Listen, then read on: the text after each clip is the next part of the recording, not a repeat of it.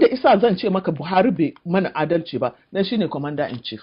Jami'an tsaron Najeriya dukkaninsu 'yan kwangila ne. Dukkaninsu 'yan kwangila ne. 'Yan kwangila ne saboda yanzu misali idan ya zama na cewar kai jini da tsokan al'umma shine hanyar samun kuɗinka, to har abada ba za ka daina shan jinin al'umma ba. Sai an faɗa maka akwai lokacin da Fulani arɗoɗin nan da yawa wajen su 3,000 suka haɗa kansu suka aiko ta wajen wani jami'in tsaro aka zo suka same ni aka ce in je in faɗa wa shugaban ƙasa ga hanyoyin da za a yi bi a daina ta'addancin nan na Fulani, amma suka fito suka ce su ba za su yi aiki da soja ba, su Fulanin suka ce su kuma ba za su yi da 'yan sanda ba, amma sun yarda za su yi da DSS, za su yi da civil defense, za su yi da 'yan vigilante. Na zo na ɗauki takardun da na je na samu shugaban ƙasa na ce masa ga abin da aka ce ana so a yi in ka yadda aka bi ta hanyar nan. Aka zo ya tura ni in je in ga wannan in je in ga wannan, zancen nan har yau ba a ɗaga shi ba, har abubuwan suka taɓarɓare suka haka. Abin da nake so ka gane shine tambayar a nan ita ce me isa su Fulani za su ce ba za su yi harka da 'yan sanda da sojoji ba, sun ce don tare suke. Sau nawa za ka ga an nuna ba Fulatanin da zai fito ya yi rantsuwa a gaban mutane ya ce shi ya rantse da hukuma suke yi wannan abu, kuma ai biri na kama da mutum. Yaya za a yi Faruk a ce yau an je ka karɓi miliyan 200 kana zaune a daji a canke kuɗaɗen nan da duk nauyinsu a kai su wai su ɓata a ce ba a kama mutanen ba zai yiwu ba idan ba da jami'an tsaro ake ba. Sau nawa za ka ji an ce wai jami'an tsaro wai za su tafi operation sai su faɗa a rediyo da jarida wai sun tafi operation.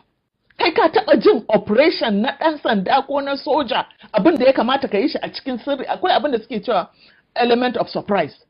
Za a shirya ba zata a shirya yaƙi a shiga abin a fito sai an gama ma an samu nasara sannan za ka je.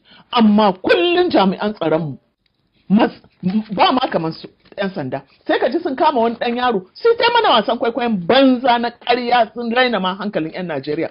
Sai a zo a ɗauko a ce wai gashi nan an kama shi, to kai laifin me kai? To ɗan sandan kirki da ya san abin da yake da hankali ai kotu kai ka san za ka kai, ba kai ne alkali ba. To daga lokacin da abin da ya kamata evidence ɗin da ya kamata ka kai kotu ka faɗa a kotu don ka riga ka tattara evidence ɗinka, sai ka zo ka tara jama'a kana sa bidiyo da wayarka kana tambayan wai to kai laifin me kai, shi kuma yana faɗa. To tun da ake faɗa mu ba mu taɓa sanin wanda aka kai shi ko aka ce gashi an hukunta shi ba. In an gama wannan wasan kwaikwayon an gama wannan ƙaryar ta banza ma ta rainin hankali sannan sai kuma wai a ce gobe sai a kawo mana wani, ba mu taɓa jin ƙarshen fim ɗin ba. To ka gani irin wannan abin da isa zan ce maka Buhari bai mana adalci ba dan shine commander in chief. Shine commander in chief. So shi Buhari shine hafsan commander na duk jami'an tsaro.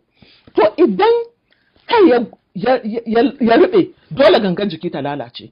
To abin da isa mu ba za mu daina faɗan wannan magana ba, hakki ne wanda ira ta yi a kanmu. Da muka je muka daka aka dake mu muka ce Buhari shine daidai. Yanzu Buhari bai daidai ba, hakki yara ta yi akan mu faɗa al'umma Buhari bai daidai ba, don saboda mu ba mi dan kowa ba sai dan Allah. So wannan abin Buhari bai kyauta a ɗayan ƙasa ba, musamman arewacin Najeriya waɗanda su ne northwest ɗin nan ba wanda inda ya samu ƙuri'a kamar ta northwest. Amma inda ya fi samun ƙuri'a a nan aka fi kasara mutane, a nan aka fi kashe mutane, kuma bai nuna damuwarsa ba.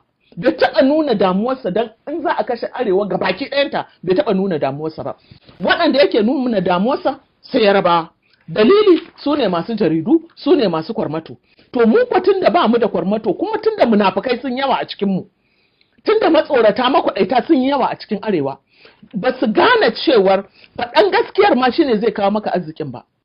Dan so ba su yi imani arziki yana towa daga Allah ba, sun yi imani kawai cewa a'a bari in yi shiru, ko da za a yanka matarka da 'ya'yanka da kowa za ka yi shiru don kana tunanin abin da za ka samu. Aitar da waɗannan hali na mutanen arewa.